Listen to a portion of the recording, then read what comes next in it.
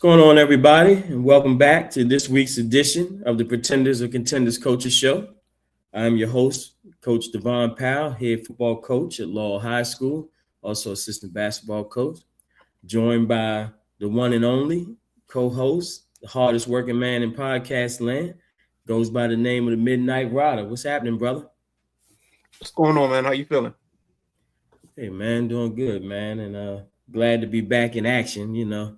Anytime we miss a week, I was starting to miss it.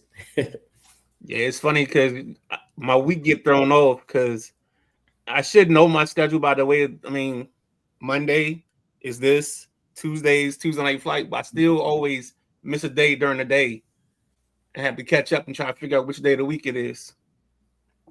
Well, you know what I say about that. When you're on 50 million shows all week long, it's kind of hard to keep up with it. You already did. You did Highly Opinionated already, right? Yeah, I was on with Josh. Yep. All right, cool. I just want to make sure we get everybody a trip through, at least on the solo, if not, just to repay, because I know he's filled in a couple times for us. So yeah, and he's come on with us before on here. So yeah, Josh is a good guy. I like Josh. Yeah, it's gonna be interesting Wednesday on Nothing But Net because we get to talk about the Wizards winning the number 1 pick. What's your thoughts on that? Man, I'm from the era where Tony Kornheiser used to call it the curse of the Les Boulets. Right. So I didn't even tune in to the lottery because I already had it in my mind. Wizards ain't getting number 1 pick. It doesn't matter how many chances we got. We're just cursed in that. And I actually what was that? I was driving down. No, I think I was out to dinner, and my father's a diehard Redskins fan, Wizards fan, Georgetown fan. Okay. Texting our group chat with my brothers. Was like the Wizards got the number 1 pick. I still couldn't believe it when he said it.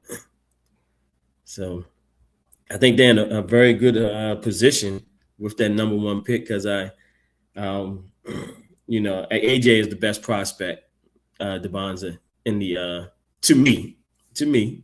I think he has the best NBA ready game. I love Cameron Boozer, Yeah.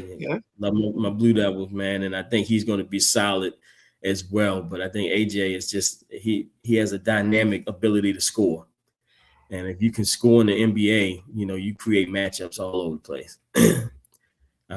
Especially with the defense not as tough as all year long as other places. So I like the fact that they're in a position where Utah has that number 2 pick. Right. And we all know that Utah loves the Bonza. Like, they want him. So they may be willing to trade up 1 spot. And the Wizards jump back 1 spot, pick up another pick somewhere else, man, and still get a solid NBA-ready player. I like Cam Boozer. It couldn't be Cam. If they trade back, it has to be, and this is, I know you're going to say it's my bias, but I think it's either Caleb or it's Peterson. I think if you want the height, I like Caleb. Yeah, if you want the height, I like Caleb. If you want the bounce, I think Peterson is the guy, but you got to get them to bite. That's the key. Yeah, I got a sour taste in my mouth about Peterson, man. I just, I don't know. I question Peterson and his heart, man. Kind of reminds me of Jalen Johnson when he was at Duke, and he sat out the rest of the year to get ready for the NBA. So, that kind of puts a sour taste in my mouth there. You don't buy the creatine and the cramps? Because I've heard that before. No, I don't. Okay. All right. I don't buy it. I don't buy it, especially when it seemed to only happen in big time games. All right, I got you. So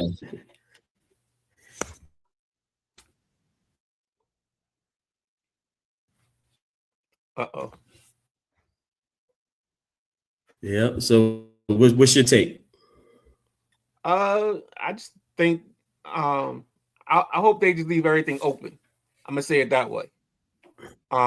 Because I think they can take advantage of stuff. The only thing I don't buy that everybody's talking about is I don't buy Anthony Davis being more like being energized to stay. I don't think this number one pick can make him stay or make him want to stay. I think he's gonna try to go or try to engineer getting out of here as soon as he can. So that's something I see.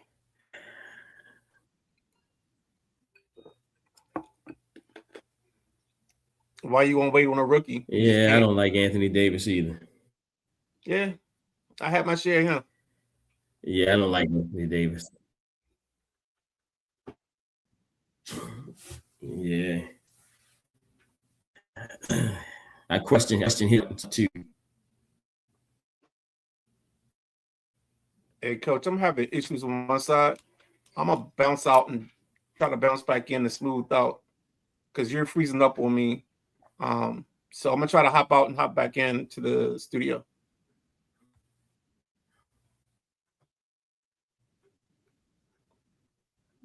Okay, go ahead. All right, we're having a little bit of technical difficulties. Um,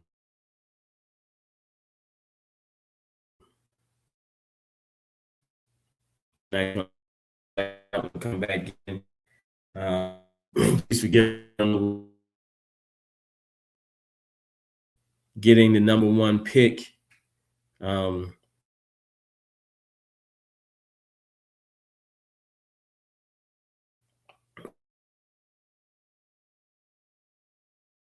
And we got a great show line today. Got again Coach Ian Hale from school. He's been on the show a couple times, part of our coach roundtable.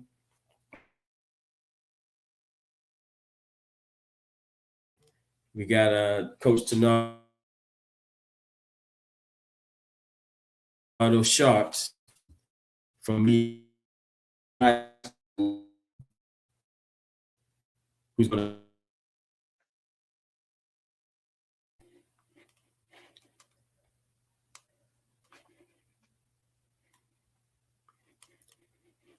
all right, midnight. I'm gonna go out and see if it's me messing up as well. That's no problem.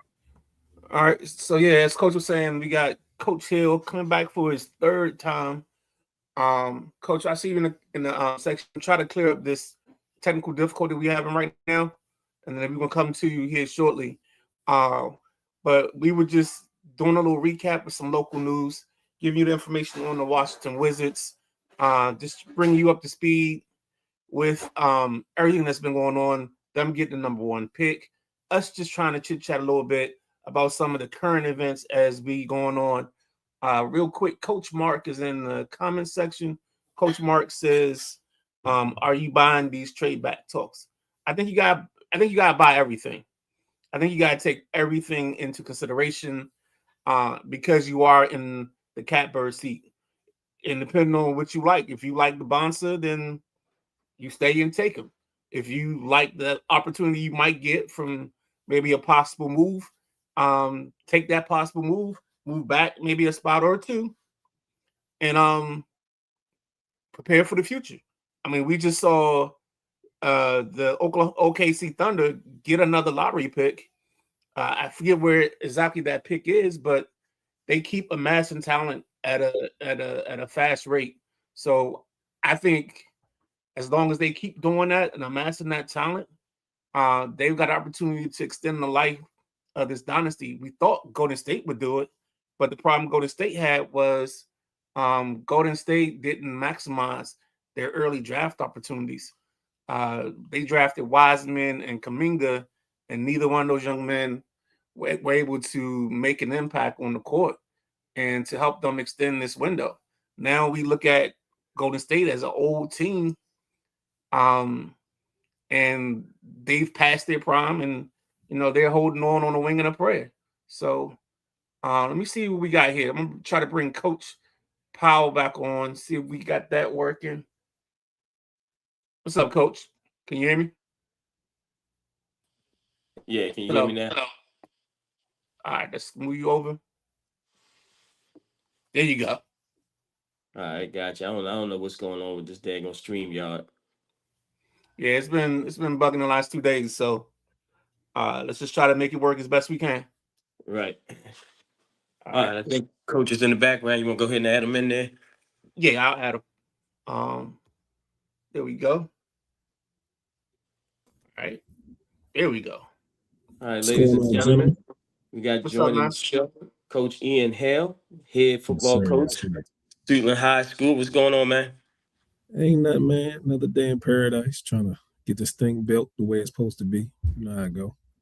Oh man, you definitely down there putting in the work. How y'all doing? Doing good, man.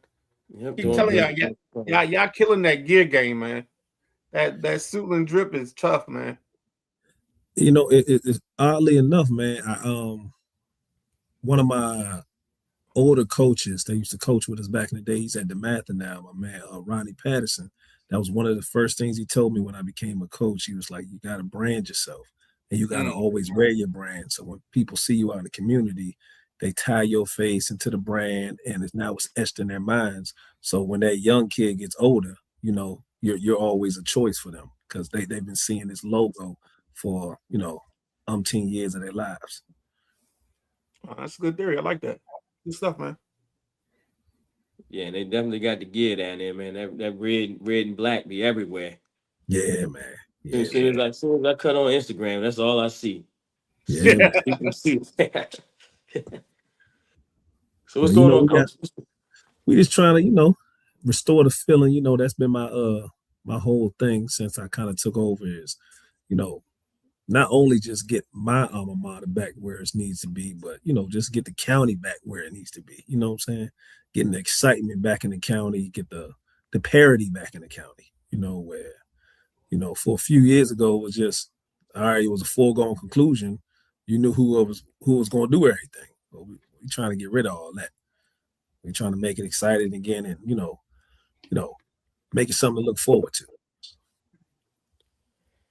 Yeah, and I think you touched on something there with the parity back in the league, man. And this is just my opinion. I think that this year is setting up to be one of those years, man, where it's a lot of teams that can make some noise this year.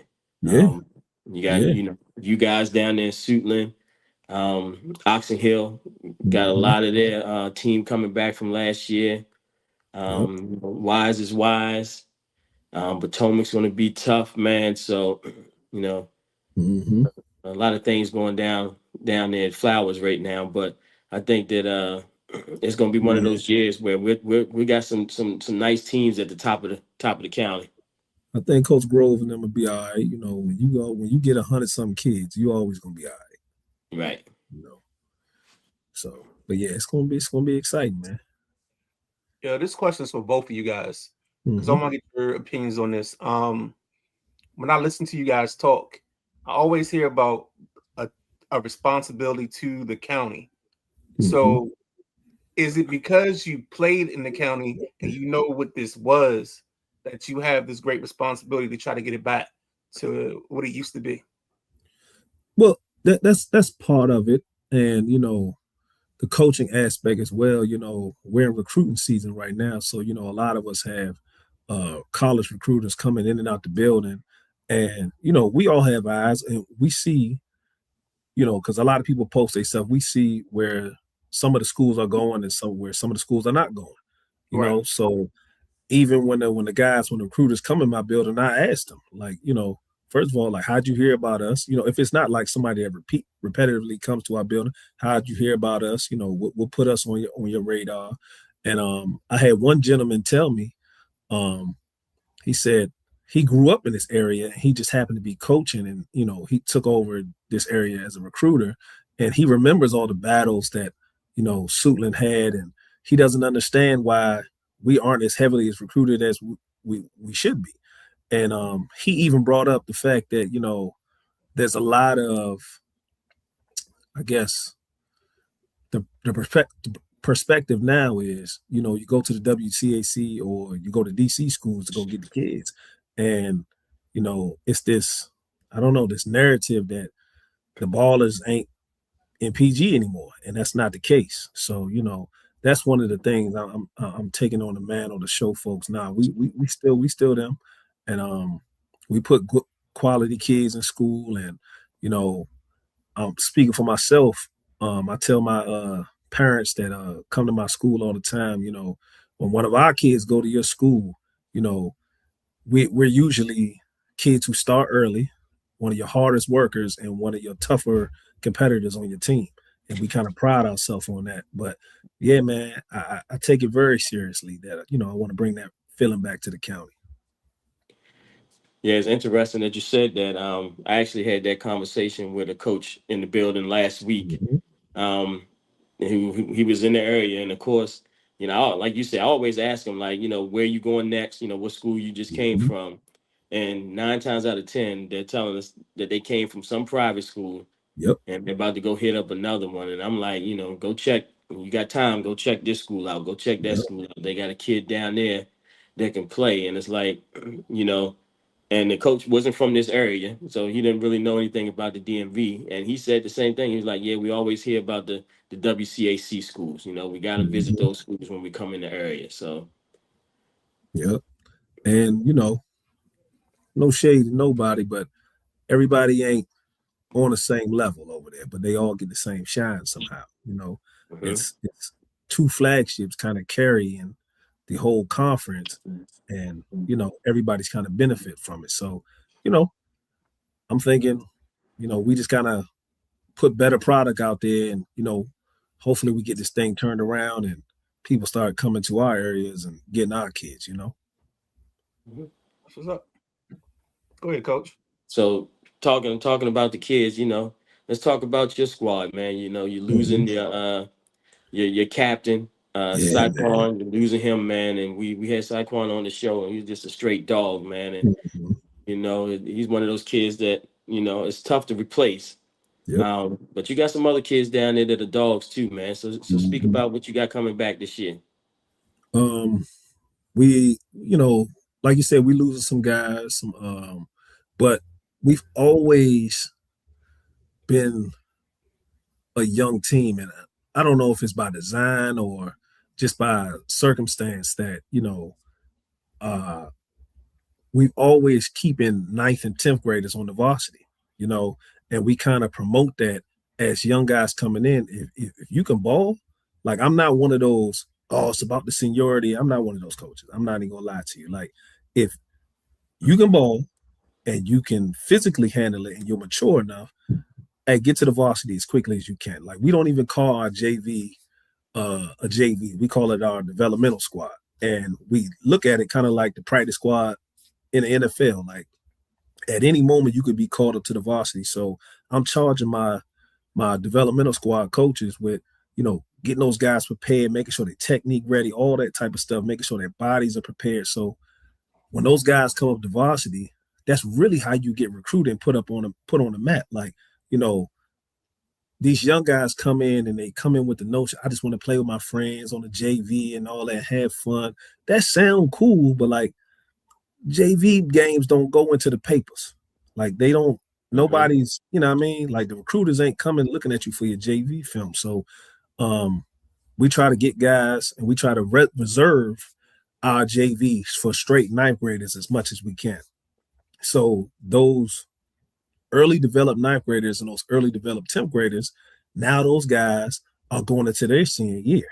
But the only thing about it, I guess I could say the only maybe frustrating thing about it is now you have to be a leader, because the Saquons and those kind of guys who were the early developers and were always the guy on, varsity and all that kind of stuff, now they're gone. So now it's your time to be Batman. So that's the only kind of thing we're facing is, who are the new leaders? Who are going to be the new guys who step up? Because there was a time when nobody knew about Saquon, and everyone. And we had another linebacker everybody was talking about, and I want to see who's going to be that next guy. Who's going to be the next guy to step up, and take the challenge. So I'm just excited about it. Is there a story behind the number 5 at Suitland? Actually, it is. The number 5 became popular in the late 90s by a guy named Dr. Merrill. He was our first all-county linebacker, our first 100 tackle linebacker. He also played some fullback, and that was back, in the big shoulder pad days. And I think it was him. He was one of the guys in the county, the guy, Lee Best, that was at Bowie. Yeah, I played against Lee. Yeah, it was a couple more guys, but like he was one of those guys. And, he was also, a popular guy in high school, like a real notable guy. And ever since then, he kind of just, it's been a thing. If you're a running back or a linebacker, you wear the number 5. So it's also that way with number 2 as well. Number 2 is a special number that we have reserved for special players at our school.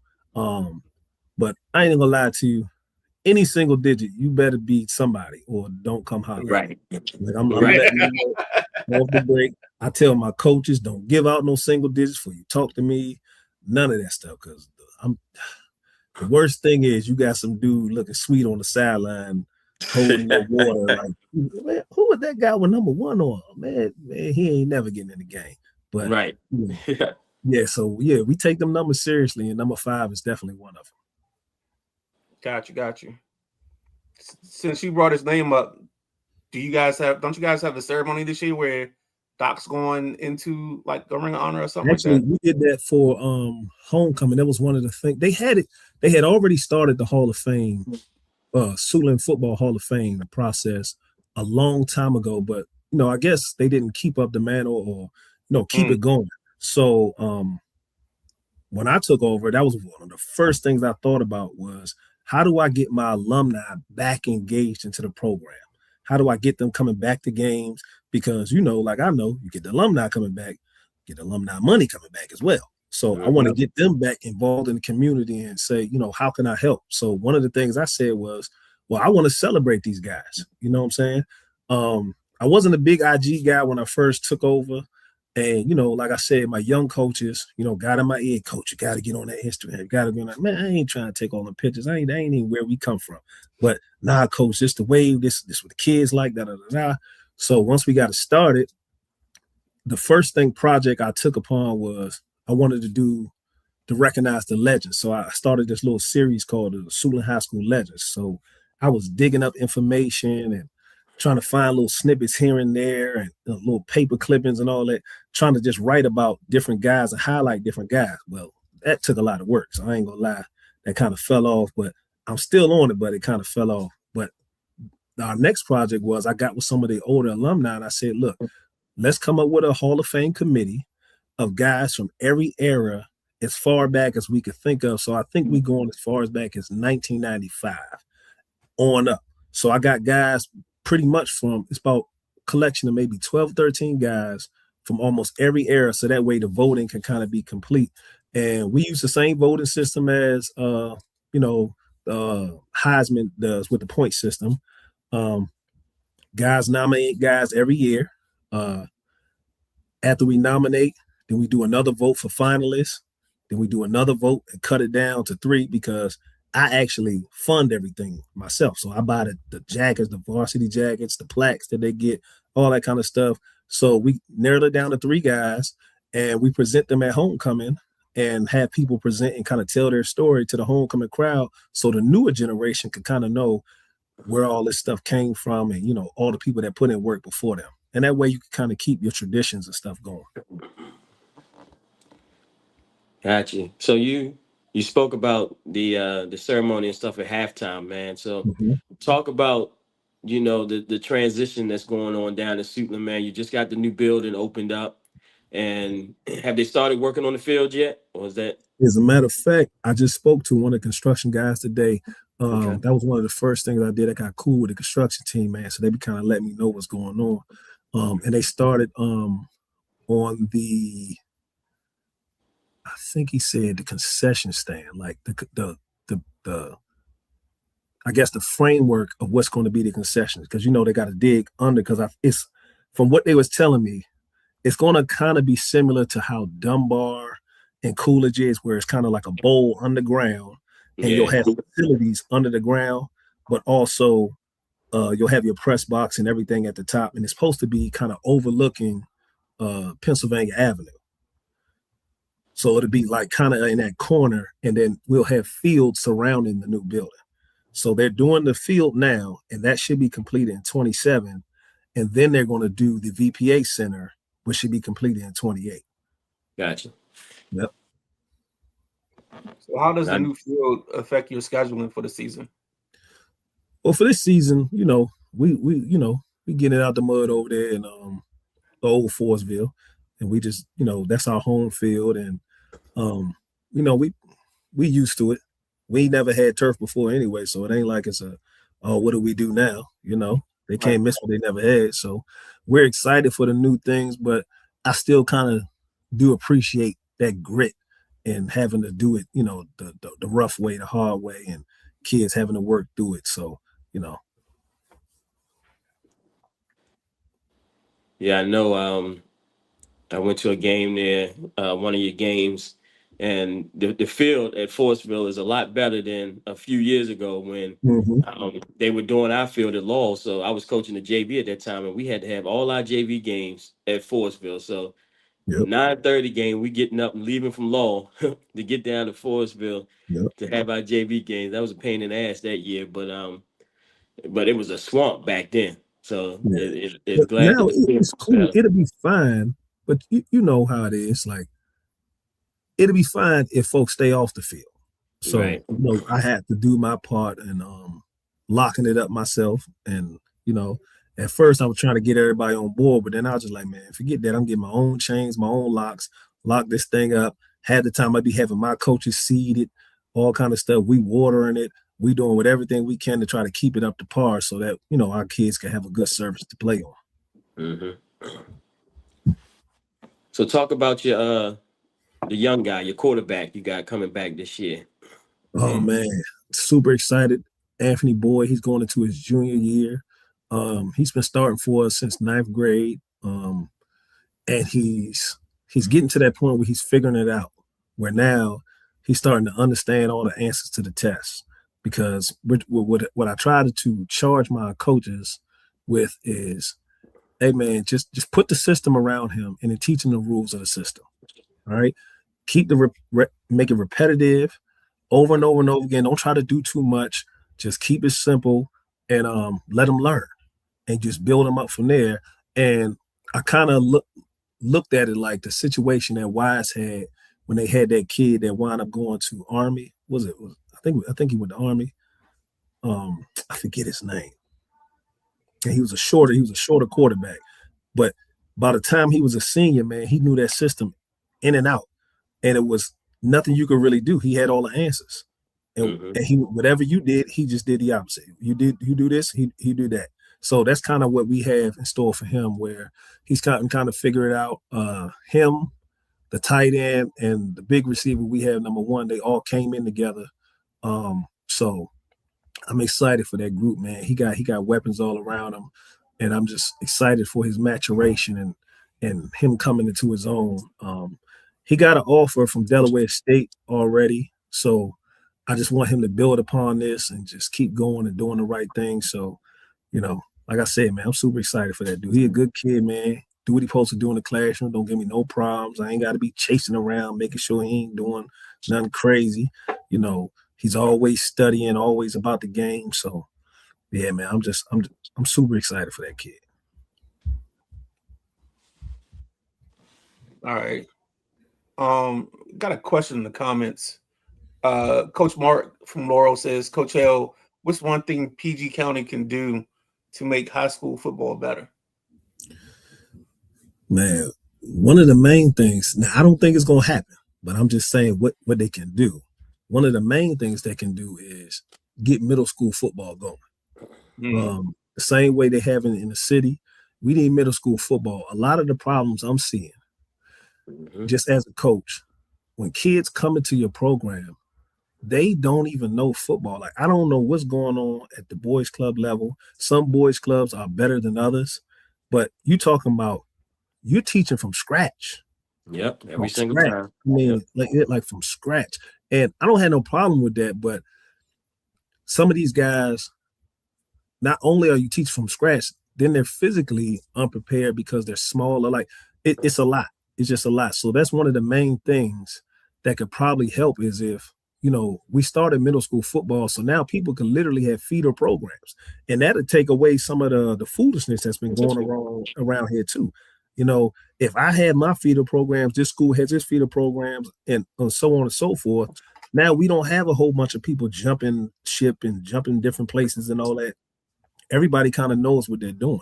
So that's one of the main things that they could do. And, there has to be a serious look in how we even approach athletics in the county. Like we have to take it serious. Athletics could really save some of these kids' lives. For most of our coaches, that's really what we're doing. Really, most of the time, you'll have kids on your roster that may not even be a viable player, but you just want him out the street. Right. You trying to help this kid. So a lot of it, I just would like, the county would to take it a little bit more serious, like they do in other places. Maybe spring ball, maybe introduce that. I don't know how that affects the other athletics, but it seems to work everywhere else. It doesn't seem like it affects people's track season or this season anywhere else. But it's kind of tough. We have all this talent in the DMV, and we're competing against people who have a greater understanding, greater repetition of football just because they have spring ball. You know what I'm saying? That's kind of, I know life is life, but that's kind of unfair, But those are the two things that I think, get the middle school football going and maybe introduce spring ball as well. Yeah, and they also could let us start working with those 8th graders earlier than what we're allowed to do. Yeah. Bringing them into the building earlier, getting our hands on them, so they could finish out strong their school year in 8th grade, and then when they come into high school, they already know what to expect. Yep. 'Cause that's one of the problems we have at Lowell, man. These 9th graders come in, and none of them got 2.0s, and we get them into the program, man, and then they just not ready to sustain that. They can't. They don't know how to balance the sports and the academics. And then our turnover from 9th to 10th grade is just ridiculous, man. We lose so many kids that are just not ready to handle that commitment yet. But like I said, that kind of goes into the emphasis on the importance of athletics. There used to be a time where you wasn't just letting the athlete just fall to the wayside. Excuse me. You wasn't letting them fall to the wayside. Like there was somebody putting their arm around you at all time. Like, nah, man, that's not what we're doing. We're doing this over here. You need extra tutor. You need extra time. Look, we can help you. But that's not the case no more, man. That's really not the case. I think everybody across the board academically in the county is down. And I don't know what's going on, but it's like jokers coming, like you said, they coming into high school just not prepared for high school. Yep. So that's one of the main things that we're kind of dealing with. That if I could change it, that's how I would change. Get some of these outdated rules up out of here. Just get folks in here that's kind of abreast of what's going on nationally, so we can change the rules. Like I said, I don't want it to make it the Wild Wild West, but get the rules updated so that way we compete nationally, with some of these other places. Do you think there's? Go ahead, Coach. I'm sorry. No, go ahead. Ask your question. No, I was going to say, do you think part of that is some of the deterioration at the middle school level? Like some of these schools not having programs, not having other means for these kids to do something outside of coming to school. Yeah, 100%, man. 100%. Just the budgeting itself. Like, because I asked these questions, like, why can't we have middle school football? And the first thing that I was told is, well, where's the money coming from? Where's the budget coming Right. from? But Right. now, when you don't have middle school football, now you leave the kids in your community, you leave them to be prey to, you know, boys clubs that may not be necessarily the best boys club. That may be money grabs or unqualified coaches on that level who just, you know, trying to get clout or whatever. Not saying all of them are like that, because I know it's a lot of good guys on that level, but you know, it's a lot of foolishness going on, man. And you know, you'll get a kid in your program and you be like, I thought you played for so and so, and these dudes don't know nothing, don't know Right. nothing. So that's one of the main things that can help with that. It's just, you know, just taking it seriously and just revamping this whole thing. Um, I always thought it was weird. Coach Shields used to bring this up all the time. I always thought it was weird that you could graduate with a 1.0, but you need a 2.0 to play. Like it's just everything's just kind of out of whack. It just doesn't make sense. You know, you're telling me it's more stringent to be a student athlete, which in itself is harder than just being a student. Like, I don't even think people understand that. Like, being a student athlete is super, super hard.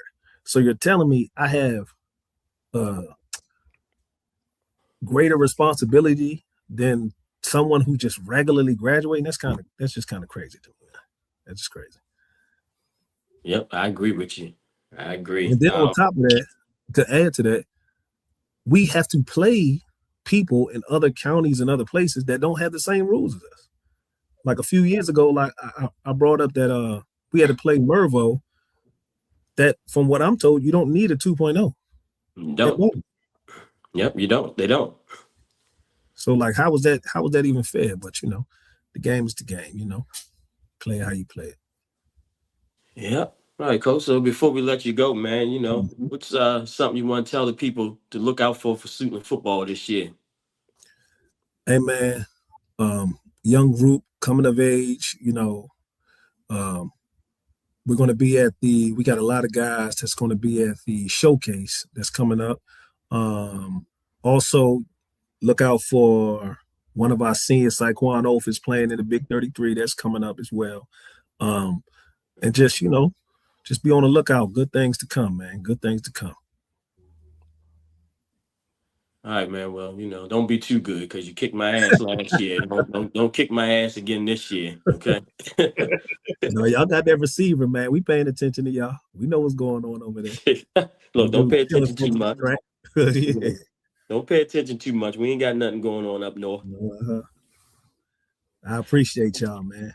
Hey, Coach, man, I appreciate you for coming on, man. And, you know, I'm a fan, man, because I'm always checking y'all out, man.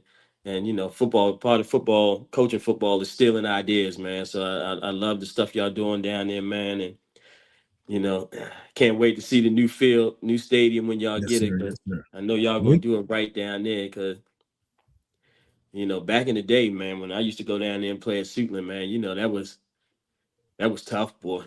Yes, sir. Yes, You sir. had to be mentally tough to come out of there. Yes, sir. Anytime you want to sit down, man, we chop it up, talk ball too, man. Just let me know. I sure will, man. Yes, sir. All right. Appreciate it, Coach. Thank you, Coach. Yes, sir. All right, that was Coach Ian Hale, head football coach at Suitland High School. You know, doing big things down there, man. They got a nice young mob that, you know, they play ball down there, man. You know, Yeah. they play ball, man. So when you go up against them, man, it's always gonna be tough. It's always gonna be physical. And they're gonna have a big season this year, a big year this year. So looking forward to it. Just not when we play them. Hopefully they, you know, take it easy on me. That's little guys up north. This year you're at Suitland, right? Yeah, yep. We play at Suitland. Yep. Okay. Yeah, we traveling down to Forestville. I ain't got my schedule in front of me, but I think it's week 4. Week 4 we go down there. I don't remember the week. I just know y'all play at them because I think it's a 2:00 start. Yeah. I had to join from my phone, so I can't see. Is Coach Tanardo in the waiting area? Yeah, he is. You want me to pull him up? Yep. Go ahead and bring him in. There Hey you go. man, look. So Midnight Rider, let me tell you something, man. we just got our presence graced with a living legend.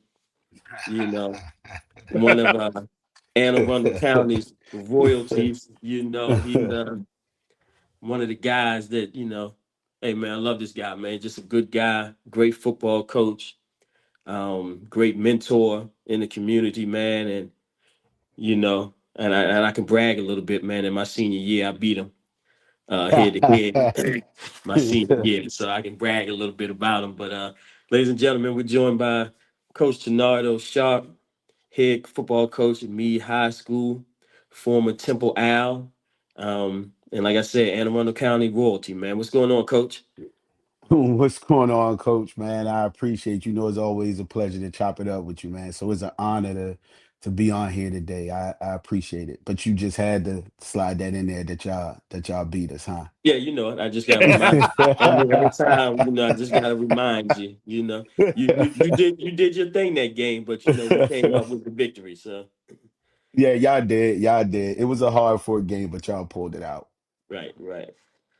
So what's going on, Coach? So what's going on in over here in the Air Force? I mean, the Army base, man. I call it Meade High School. Man, we working, Coach. Just getting in from workout. So I was rushing home today from workouts to make sure I was here on time. So we putting in that work, Coach. Just trying to get the young guys ready for the season. In the weight room, conditioning, all that good stuff. So I was saying, we trying to build it brick by brick, one day at a time. Coach, what's can you highlight for us some of your young gentlemen that are coming up, and then maybe some of the guys that you lost this year, and they're moving on to bigger and better things? Yeah, I'll start with some of the guys we lost. We lost our all county, all region linebacker, Kate McDuffie. He'll be going to West Virginia State University. So that'd be a huge loss for us, just as far as his leadership ability off the field, as well as his play on the field. So that'd be huge for us losing him. We're losing our MVP Zaire Willard. Um, Young guy led us in receiving, also led us in interception. So he was a two-way player. Zaire be more than likely headed to Lackawanna. That should be finalized coming up here soon, possibly. He also has a JUCO out in California as well. Just trying to get that straight. If he had some stuff straight in the classroom, which he was working hard to get done, didn't quite get there, he would have had a lot more opportunities than what he had. But he's making the most of it. So we'll definitely miss him as well. We had another young man, Tayar Bray. He played our money, sort of like a outside hybrid backer, safety linebacker type. He'll be going to Stevenson, where he'll be competing at next year. And then it was heartbreaker for us. We lost our running back and our starting linebacker the first game of the season, his second carry of the season, the Old Mill, Keith Waller. So we lost him for the year, but he still managed to get to McDaniel after tearing his ACL. So hopefully he have a big year there. As far as our young guys, we were very young last year. Our first game, week one against Old Mill, we started 11 underclassmen that game. One of them was a freshman at left guard who had just turned 14, and it was his first ever football game. And we had to pull him up on varsity just because our depth on the O line wasn't there. Um, he played along with two other sophomores. Our quarterback, Caden Rogers, he was a sophomore. Our second leading receiver, he was a sophomore. So we were very young. So starting out, it was rough for us, but it got a lot better towards the end of the year as we went into the playoffs. Midnight, man. As I said, this is one of my guys here, man. And I remember back when we were both coaching at I-5 Elite um, Yeah. some years ago in youth ball, man. He's just one of those guys that how genuine people just connect with you, man. And he was one of those guys, man. Him and his family, man, and his wife Evelyn and his girls. So outside of him being a Division I athlete, man, I fail my job if I don't mention, man. And Evelyn over there producing some D1 athletes, man. Shout out your girls, man. Yeah, man, I'm proud of the girls. Our oldest, Malia, she ran Division 1 track at UMES. Had a great career there. Now she's moved on. She's coaching at Old Mill High School. She's actually at regionals right now, as we speak. So she's doing a great job there. She's made that transition from an athlete to an educator and a coach. So she's building there. The youngest, Jasmine, she's a freshman running track at the University of Maryland. So this is her freshman year there, competing in the Big Ten, learning what's going on, just getting used to college athletics and everything like that. So she's doing good as well. So the girls are doing really good. You know, the other two, Raquel, she's doing good. She's at Anne Arundel right now. She's going to get into nursing. And then my other daughter, Sanaa, she's into music. So she's doing her thing in music. So they all doing something positive. So, Coach, I'd be remiss to ask you, but what did the young ladies run in terms of track? Malia, she was a sprinter, so she did the 100 and the 200. Jasmine, the youngest one, she can do anything from the 4 down to the 60, the short sprint. So they're pretty Okay. much all sprinters. It's just Jasmine had more range where she could go up to the 4 and the 3. Malia was just more so of a short sprinter, 60, 200-meter dash, 100-meter dash. So they're mainly sprinters. Got you. So you're in the same position I am, man. You went back to coach at the school that you graduated from in Meade High School, man. So tell me how important that was to be able to come back and coach where your roots were from. Man, coach, that was huge. Like for me, I'm gonna be honest with you, the only school that could have drew me away from Crofton at the time was me. I was enjoying my time at Crofton, the support from admin, the parents, just everything there. It was very well put together. But when the opportunity opened up for me to go to Meade, it was just something I couldn't pass up. Like those are the hallways I walk. Those kids are from the communities I grew up in. So being able to come back home and build there was just my ultimate goal. So as far as high school is concerned, I have my dream job right now. It's not a stepping stone for me to get to a private school or anything else. This is where I want to be. And I make sure I let the kids know I'm not here because I have to be. I'm here because I want to be. Like this is where I want to be. It's not where I have to be. So just letting them know that it's people out there that care about y'all. Where it's not about money, it's not about none of that. It's about building up our community and the next generation, where hopefully they can come back and give back to the community. In saying that, one of the biggest things for me now is having a former player that we coached our second year at Meade. Come back now. He's a part of the coaching staff. He went on to play at Bowie State. Now he's back at Meade. So watching his development over the years and now watching him be more hands-on with the kids and things like that, I'm excited to see where that's gonna go. But it's an honor to be back home, man. I wouldn't want to be anywhere else. So if we can bring that first state championship to Meade High School, that'd be a huge thing, man. So, what is something? I mean, I know being alumni, you have your things, but what's something you try to bring back with you on this journey as the new head coach or as the head coach? Something that you wanted to implement. Just for us, we were big on just Mustang pride. Like for us, that Mustang pride was everything. Like for us to wear that on our chest, we took pride in that. Like it wasn't a second option for us. It was option number one. Like it wasn't where if we didn't get into, and not just throwing any schools out there, but a Spalding, a DeMath, or something like that, where okay, we'll go to Meade. It was where Meade was like that number one option. So just having that pride in the program and allowing them to know that you are a part of something special, that's just the main thing. When you look at the history of me next to Annapolis, we have the most Rose Trophy winners, which goes to the top player in Anne Arundel County. It's the Heisman of Anne Arundel County. I believe we have 4 or 5 running backs on that list. So Meade has had a tradition over the years, but it's that ability to transition that into a successful program and not just successful teams.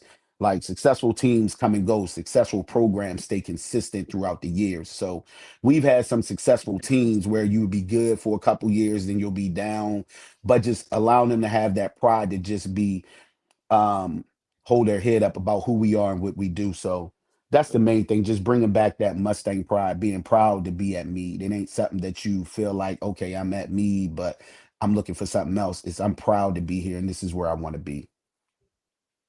So, Coach, we emphasize a lot of PG County athletics on this show, being in PG. But a lot of the coaches that we have on, we all talk about a lot of the coaches in PG County actually played at the schools that they're coaching at now, or, Uh-huh. played in the county as somewhere. And a lot of the conversations we have is how back during our time, the late 90s, early 2000s, that it was a sense of pride to play for your neighborhood school, like Yeah. sense of community. But now, there's no loyalty to your community. People are chasing the St. Francis, the Mathers, the St. James, the Mount Zions, those schools right now. So tell me, is that something that you see out on the Anne Arundel County side, um, with your schools as well? It's definitely something we see out here. On our end, Spalding is just a huge program here, just and rightfully so. They've been very successful. Kyle has done an amazing job building that program up. Of course, with the help and the staff he has around him, but his vision and foresight to take Spalding from where it was to where it is now is absolutely amazing. But yeah, it's big for us. Like, you'll meet the kids where it's private school, private school, private school. And then another aspect of it is you'll get the kids that come into your school, you'll help develop them, and then before you know it, they're trying to transfer out to somewhere else. So it's also that ability to get the talent, develop it, and be able to keep it to sustain what you're building. But yeah, it's a big thing for us where a lot of the kids right now are really intrigued by the private schools. It seemed like that's the push that's being pushed right now for them. But at the end of the day, I mean, we were public school kids. Like, I didn't want to go to private school. Like you said, I grew up in the neighborhood. We played outside. We went to the games on Friday night. I just wanted to be a Mustang. Like that was all I wanted to be. So even when schools like Pilates and certain schools back then came, my mom was already made up that I was going to Meade. Like nobody was going to pull me away from that. But that battle we're fighting right now is just basically, keeping kids in their zone schools versus them feeling like they got to go to a private school in order to get recruited or to get looks and different things like that. Okay. Dang, you just answered my second question. Um, Let me ask this. In your time as the head coach there, in terms of college coaches coming through the carousel, have you seen a difference from maybe when you were there as a player to now, where maybe you don't get as many college coaches or you get certain ones, but that's it? How does that play out for you? Yeah, yeah, it plays out that way now. Like recently now we're starting to get more and more college coaches coming through. Initially it was rough. Like when we took over the program, 4 seasons ago, the program hadn't won a game in 2 years. So it was rough initially, that transition, just coming out of that COVID year and then that season after that, and then trying to put something together. But yeah, you see a lot of the big schools when they come into that area, they're going to Spalding, they're going to schools like that. We're starting to make a little noise now where they're coming in now and they want to talk to some kids and see some things going on. But I definitely see a difference from when I was in school until now. When I was in school, you would get the Syracuse, the Maryland, Penn State, different schools was coming through, sending letters and different things like that. Now it's just a little bit different. And then recruiting is a little bit different now, where a lot of coaches are reaching directly out to the kids through social media or Twitter, whatever it may be. They're reaching directly out to them. And when you find out, it's because the kid told you they were contacted by a coach. So things are a Mm, little different now with social media versus when we were in school. They kind of had to go through the head coach when we were in school. Now they can kind of reach straight out to that student athlete and talk to them directly through their inbox or whatever it may be. So you kind of see a difference. Like the goal is, and we know this, like they want winners. Like when you create a winning program, then you'll get the schools coming in. But if you're not winning, it's hard to get schools to come in when you're not producing the wins. You know, when you're winning, it kind of take care of itself. They'll start coming around and coming in just because they want to hear what the buzz is about. Got you. So talk about your staff, man, because you got some great guys over there, man. That's been with you for a long time. Just don't talk about Clardy. Leave Sean out. Leave Sean out of leave it. Sean, Yeah, leave him leave out of Sean there, out of man. it. Yeah, nah, Sean's man. supposed to be over here in the 300. You know, He's his supposed to be spot. with the 300 coach. Yeah, he's supposed to be the that 300. that's my guy, man. Nah, we have a good staff, man. Like for me, I'm big on coaching with people I have relationships with. And what I mean by that is a lot of times we just bring people onto the coaching staff because they have a skill set and different things like that. But the mesh, the chemistry, the trust, all that has to come into play. So I'm big on if we don't have some type of relationship outside of football, it's hard for me to just trust you when it comes to football because anytime we go through adversity, ups or downs, I got to know we got something deeper than football to lean on. So a lot of these guys I have relationships with outside of football, like my defensive coordinator, we met at Temple. I was his big brother when he came on his visit. I was his host, his recruiting guy when he came from Jersey, Yazzie Jackson. He came from a dominant program in Jersey, Sayreville, multiple state championships, different things like that. Came to Temple, did amazing there. And then he found his way here in Maryland where we linked up at Gork. And then from there, we kind of been together ever since. So we started when I had the 12U at Gork and been with me through I-5, different things like that. And now we're together at Meade. My cousin AJ Wallace, he's our recruiting coordinator. He's also the assistant AD, but him and I have been together since I-5. We coached together at Crofton when I had the JV. That was my defensive coordinator there. So another huge asset to the program, Coach Quez, who is also a trainer. So he does a lot outside of football as well, just training all types of sports. So when you bring in him and Coach Brandon Batts, who's now moved up to varsity, he was the JV offensive coordinator last year. I pulled him up to varsity this year, so he'll be assisting me because we lost Coach Sly for some personal reasons. He had to step aside, take care of some things. Although he didn't want to, it was best for him to handle some things like that. So we supported him with that decision. So we pulled up Coach Brandon, who's also our strength coach. Just an amazing guy. And just a little backdrop on him. I met him because he was training my daughter Jasmine. So he was her strength coach when she was at Archbishop Carroll. And so we built that bond and that relationship just watching him help transform her body into what it took to be a six-time DC state champion. So that was huge having him on the staff. We got Coach Lonnie, who's a Meade alumni. Coach Lonnie was also a Rose Trophy winner, best player in Anne Arundel County. Now he's back at home. It's actually four coaches who played at Meade that are now back coaching at Meade. And then of course you got Coach Clardy, who you already know Coach, man. You know Coach. So, Yeah, we got ain't no Coach Sean. Clardy. He down there with the JV running the defense and everything like that. So he's doing his thing there. So it's going really good, man. It's going good with the staff. Oh, I hate that you had to mention Curl because that guy Midnight Rider. He's a Curl alumni. So Oh, Nine yeah, four, baby. man.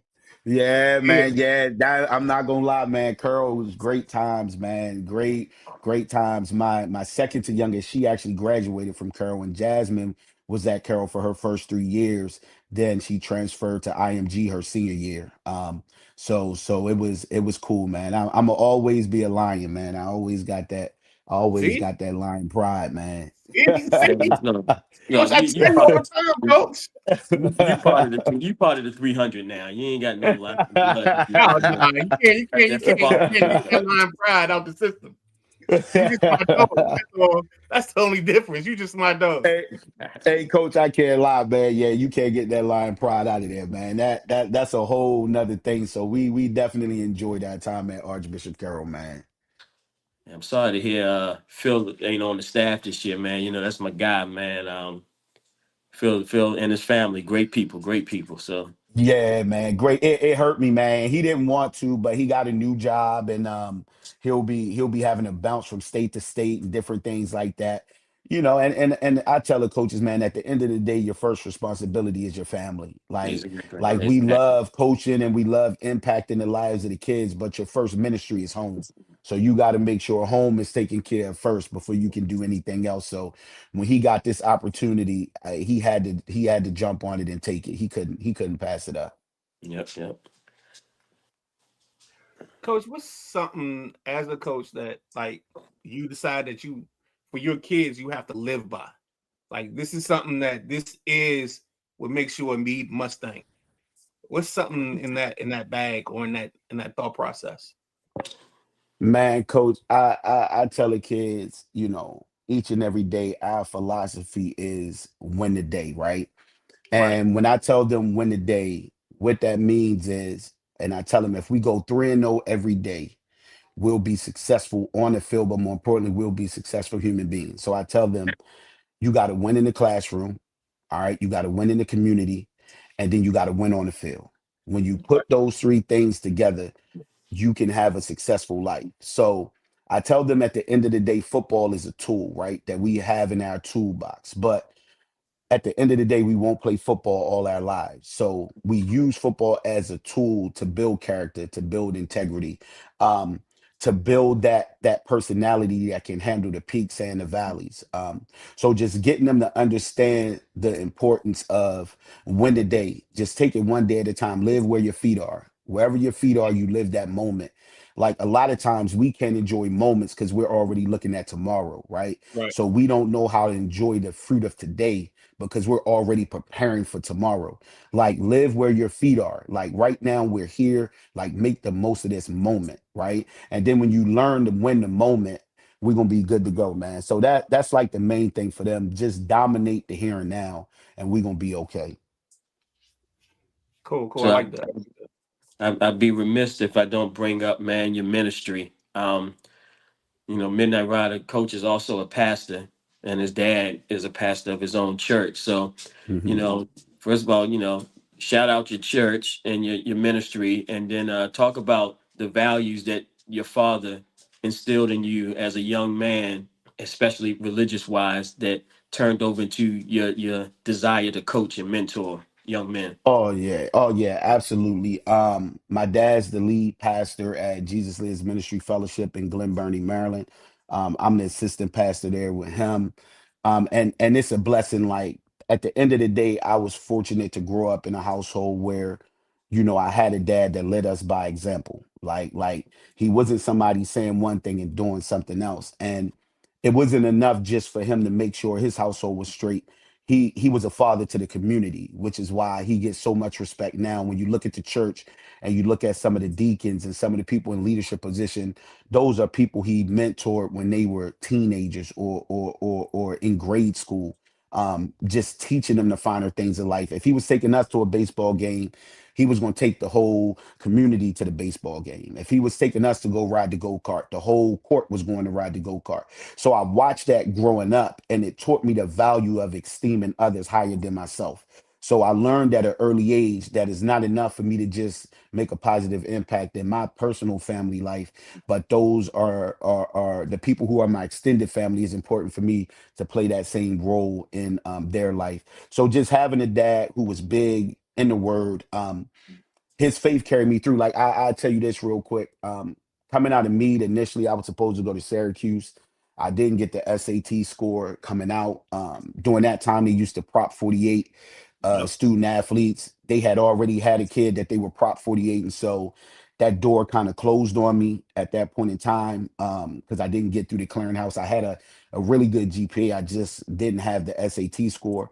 So I went through a real dark time where it was just like, you know, I'm going to church, I'm doing everything you telling me to do. I'm not in the streets. I'm working hard. I'm producing on the football field. And then God just gonna take it all away from me where that door is closed because I don't have the SAT score. You know, and my dad, you know, he always preached to me what God has for you is for you. Sometimes he got to take you through those storms for you to see clearly. And so what happened was I ended up going to Fort Union Military Academy. And while I was at Fort Union Military Academy, my first day there in pads, I break my collarbone, right? I break my collarbone as soon as I get there. Now I go through all this to get to Fort Union. I know I'm there for 1 year trying to get recruited, trying to get my SAT score, and then I break my collarbone. So it hit a point around 4 or 5 weeks in that, you know, I told my dad, come and get me. I wanna quit. Like I said, come and pick me up. And my dad, you know, he made it clear. He's like, son, I'm not coming to pick you up. He was like, if God made a way for you to get there, he gonna make a way for you to get out. But you're gonna finish what you started. And if he didn't have that type of faith, I would have left. I would have never made it to Temple and became all Big East and all this different stuff up for the Dope Walk Award 3 separate times. I would have never got to that level because I would have left Fort Union if he was willing to come and get me. And then long story short, out of that, coach, I played in about 2 games sparingly, and I did the combine, and I left Fort Union with 6 Division I offers. So it was just a faith test for me to know that if God is for you, who can be against you? And that's what I tell my kids. Like, if God is for us, who can be against us? We just got to have the faith to believe that we can do what we say we're going to do. So I thank God for my pops, my mom, for them raising my brother and I up in the ministry, and teaching us what real value is. Like, it's not what you can leave your kids materialistic wise, because those things will fade away. It's what you can drop into that spirit that'll last in eternity. So that's where we at with it. Man, that was a word right there, man. I just looked up some stuff, man. You was there when the Dogs was in Miami, man. That's one of the greatest teams in college football. That 2001 Miami team. Yeah, coach. I was there. I got to play the 2001 Canes. Um, actually was able to score 2 touchdowns on them. We played them on ABC, and it was a good game until halftime. It was 21-14. And then they just had so much depth at that time when you can play a Frank Gore, Willis McGahee, you know what I mean? And you can go 3 deep, you know, at certain positions. They just wear you down. But hands down, that was the greatest team I've ever played against. I mean, at that time, the Big East was loaded. When you look at the top 10, you had Miami, you had Michael Vick and Virginia Tech, the White Freeney and Syracuse. You had the Hasselbacks over there at Boston College. You Yep. had Larry Fitzgerald and them over at Pitt. Like, the Big East was rocking during that time. So my 4 years in college, the Big East played for the national championship 3 out of the 4 years. So, I mean, I know now the SEC and the Big Ten are running things, but during that time, everything kind of came through the Big East at that point. All right. So for you, going through all of that, being at Temple, getting that Temple, what was that moment? Like the moment that was kind of like the most satisfying moment where you remember that conversation with dad and you remember that collarbone being broken, and it was just like, this is why I did all this. Yeah, I'm gonna tell you, coach, starting out, I kind of came in and the coach kind of, I'm a foreshadow. He told me this later on, so I didn't know this initially, right? Right. But Coach Bobby Wallace explained this to my parents and I after we beat West Virginia. It was kind of upset back then with Coach Rodriguez and them when we beat them in Morgantown. And he told my parents, he was like, you know, when Tanardo walked into my suite that Sunday morning after his visit, I didn't have a scholarship for him. And he said, I wasn't planning on offering him. He said, but he walked in with his military uniform on. He looked me in my eyes. Everything was yes, sir, no, sir. He said it wasn't so much his talent at the time that allowed me to offer him, it was his character. Mm. And it's an article, and I sent that article to my kids with him saying this because he also said it to the paper. He said it was his character that allowed me to offer him. It was his manners. It was his respect. So when I came into Temple, I wasn't one of the top recruits. Like, I actually started 7th on the depth chart. I didn't even practice with like the travel team. Like I was on scout team where they hold up the cards and you gonna Right. be this person or that person, right? But I learned through Fort Union. Fort Union taught me how to dig deep and just keep grinding because I saw God work there. So I knew like he would never leave me nor forsake me. So when I got the opportunity just to be the scout team running back, to me, it was like game day. Like I went to practice like it was game day. I wasn't coming to practice with the mindset of I'm gonna go through the motions. Like every time I touched the ball on the scout team, it was game day. And I'll never forget that year we had a top 10 defense. Raheem Brock, he went on to win a ring with the Indianapolis Colts. He was opposite of Mm-hmm. Freeney. We had some guys. Dan Klecko was on that defense. So our defense was rocking. And we get to practice, and I'm just breaking off runs, breaking off runs, breaking off runs. And one day they pulled me up in the locker room. They was like, "Why you trying to be a practice hero?" And at that point, I'm a young kid coming in, but I am a year removed from high school. And I told them, I said, y'all got yours, I'm gonna get mine. Like you already got yours. I gotta work to get mine. And then I earned that respect from them. So it wasn't long after that they moved me down to the other side of the field to be with the offense. I was fourth string at that time. I had some guys in front of me that could ball. But what happened was we hit game 4, week 4. We were 0-4 playing Boston College, who was 4-0. Um, and coach asked me, would I be willing to come off my red shirt? And at the time, every freshman is eager to play. So I was like, whatever you need me to do to help the team, I'll do. Man, we get into the Boston College game. We down 14 nothing. It's 3rd and 12. Coach look at me and send me in. Sharks go in. And he called this little draw play. And I break it for a first down. And it was at that moment that I knew I belongs there. Like I get in the game, my first carry go for a first down. And when I get up, I'm looking around like, oh, I'm here now. Like I belong here. And from that point on, that was my moment. Like that light switch went off that okay, I can play with these guys. And then from there, the rest just took care of itself. All right, coach. And just to tap into your spiritual side, is there, I know sometimes people as men of the word, they have a word or a scripture that kind of is something that they live by or something that they hold dear to their heart because it got them through some hard times. What is your scripture? Is there one that you kind of define everything by? It is, coach, and I wear it on a bracelet that I have all the time, and it's Philippians 4:13. And it Yep. says, I can do all things through Christ who strengthens me. And it's a constant reminder to me that is nothing I can't do as long as I put him first. So no matter what I may be facing, no matter the obstacles, if he be for me, who can be against me? So I look at it like it's nothing I can't do as long as I put him first. So if that's coming into me and changing the culture, changing the program, if that's coming into my community and being that example for kids who don't have a dad, and I could be that coach and that dad to them. Um, like I'm not gonna give up on them. Like I truly believe, like if I can do all things through Christ, so it's nothing too hard for me to do, and that's just my mindset. So I keep that scripture close to me all the time. Love it, love it, love it. Go ahead, coach. All right, coach. So, before we let you go, man, tell the people what's one thing they could look out for me football this upcoming season. Hey, coach, I'm a be transparent, right? I normally be a little passive. But like we coming this year, like all jokes aside, like we got a really, really good group of student athletes. Coach, normally for workouts, it was times that we had more coaches at workouts than we had players, right?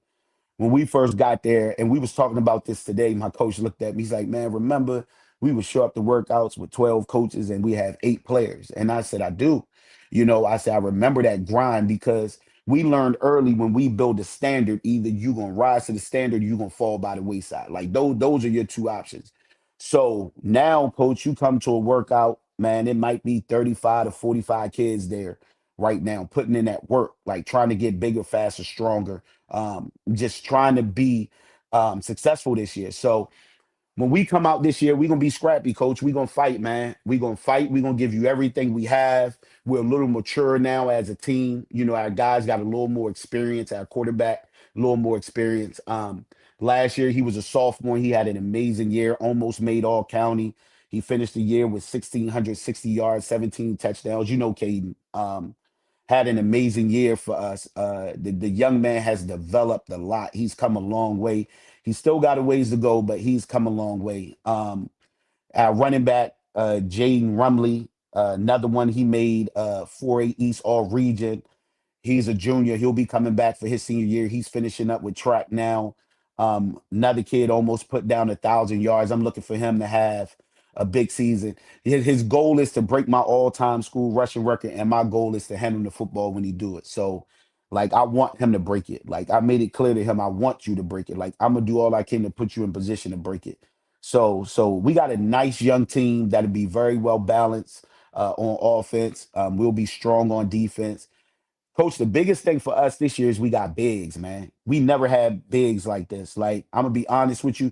Last year, which is why we had to pull up the 14-year-old who it was his first time ever playing because we didn't have bigs. So we had to just put up there whoever we could. Now you come to a workout, man, it's 14, 15 bigs in there, putting in that work. So that's gonna be the biggest turnaround for us is in the trenches. Like, we got some boys in the trenches now that want to be in the trenches that could play. So we're looking forward to playing the Broadnecks, the Old Mills, the Rundles, like Linganore early in the year. We looking forward to those tests just to see where we are. Well, you know, man, you know I'm a big fan.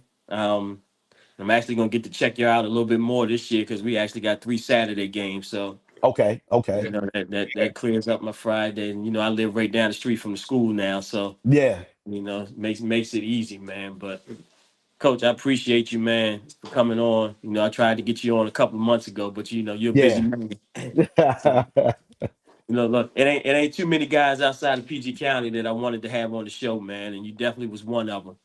So I appreciate you taking the time to join us. Um, you know, give my love to the family. Most Tell everyone I definitely. said what's up, and good luck this year, man. Like I said, you know I'm gonna be rooting for you. Thank you, Coach. You know the feeling is mutual, man. I appreciate you. I appreciate the brotherhood, man. Like, football is just the icing, man. I appreciate the cake, which is our relationship. You know what I mean? Like, the icing is cool, but I appreciate the cake, dude. Just me and you being able to build, push things off each other. You know, if you need me, I'm gonna be there for you, and you know it's vice versa. So nothing will ever change that, man. So thank you for like being there for me, somebody I can lean on. Like, all jokes aside, I know if I need you, you're gonna be there no matter what it is. So Yep, I vice appreciate versa. real friendship. Yeah, I appreciate real friendship, man. So I appreciate y'all over at Lowell, man. Y'all are extended family, man. So y'all know anything we could do for y'all, we will, bro. Yep, same thing on your side, man. Hey, Coach, Always. what's your Absolutely. schedule? Okay, I got you. I'll send it over. I'll text it over right after we get off the phone. All right, cool. Cool. All right, Coach, man. We'll have a good one, man. Enjoy the rest of your evening, man. And like I said, I appreciate you coming on tonight. I appreciate y'all, fellas. Have a blessed one. All right, you too, man. Thank you. Okay. All right. All right, that's Coach Tanardo Sharps, head football coach at Meade High School, man. One of the good guys out here, man. One of the great coaches out here that's doing it for the right reasons, man, and going to do it the right way. So a lot of respect for that guy there, man. And like I said, I'm a fan, man. Always root for Meade, man. I try to see him. I ain't like him back in the day. I couldn't Right. stand those ugly brown and gold uniforms that they had. So I'm glad that they got rid of that doo-doo brown looking color. And they got some better colors. That's a better color. All right, Midnight Man, you know, we then went over like we always do, but that's all right. Yeah. Um, let the people know what you got going on this week in the network. Oh, well, the network's got everything going on this week. We got tomorrow night, unapologetic sports at 6:30. And then at 7:45, we come back with the Tuesday night flight. The big show is, I mean, you and I kind of started talking about this and having this conversation, but Wednesday, 7:30, nothing but net. We get to talk about the Wizards winning the draft lottery. Who do they take? How does it go? What's the way they want to go with this? And then after that, we come back and start talking about the playoffs.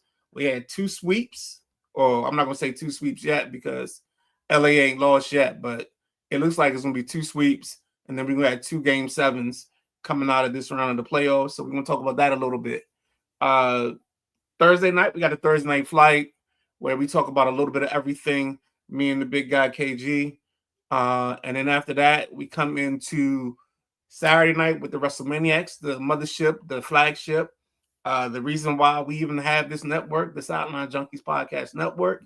And then Sunday morning, we get the Sunday Rise, where there's no better way to start your week off than with the Sunday Rise.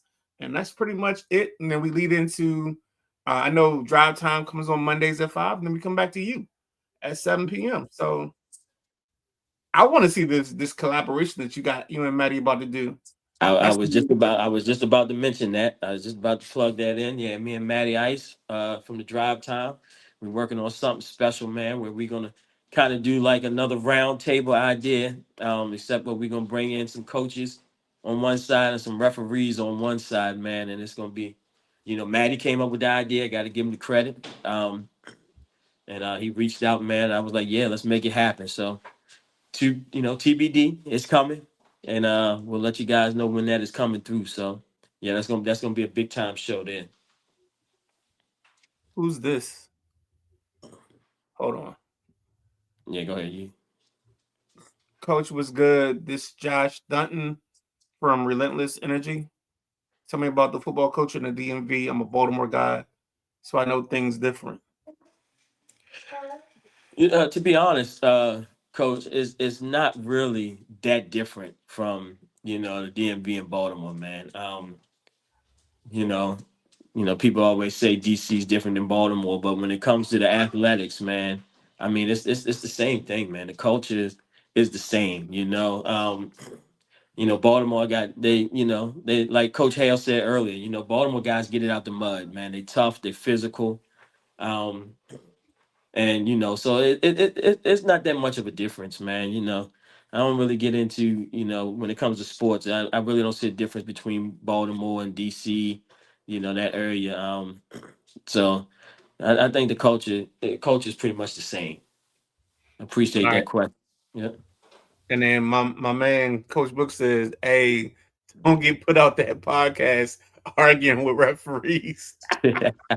Look, that's why you're not gonna be invited on the show, Mook, because you talk about me, but you always ready to go. I got to hold you back sometimes. So Now y'all ready to go, both of y'all. That's the funniest part. Oh man. that's my guy there, Mook. That's my guy there. Hey man, before we go, I got to shout out our track program, man, at counties last week. Tammy Tim and Tope. I hope I said her name right. She won the county championship in the 100 and the 200. I know the 100 she ran like 11.8. And they're gearing up for regionals this week. Coach Sharps mentioned it earlier about his daughter coaching at Old Mill, and they're in regionals right now. But we actually start regionals on Thursday at the 300. We're hosting regionals this year, Thursday and Saturday. So our track team is looking to do big things, man, and we got a couple of people that should qualify for the states next on the 23rd. I think that's when states are. Is that this weekend? Yeah, regionals is this weekend. This Thursday, May 14th, and Saturday, May 16th at the Shoot me a 300. reminder on Saturday morning. I know you're gonna get out there early. And before you get out of here, I want to tell you or wish your wife happy Mother's Day. Even though it's late, but she's a big supporter of the show. She helps us. I know she's big with the program, coaching the cheerleaders. So just want to give her some love on that. Yep, she's standing near me, so she just heard you. She actually just they having trials this week, so she actually just got home. So she put in just as much work as I do, man. Yes, indeed, man. Yes, indeed. And I probably drive her crazy, but she ain't got no choice. She loves it. Yeah, she ain't got no choice.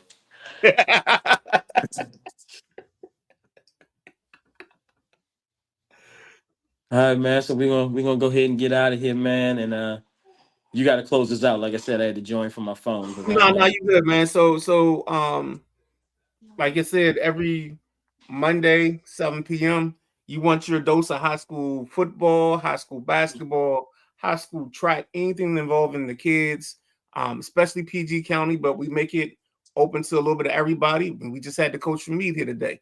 So check us out. We trying to do things. If you got ideas, you know, shoot us an idea and maybe we can make that work too. But with that being said, he's Coach Devon Powell. I'm the Midnight Rider. This is Pretenders or Contenders. And we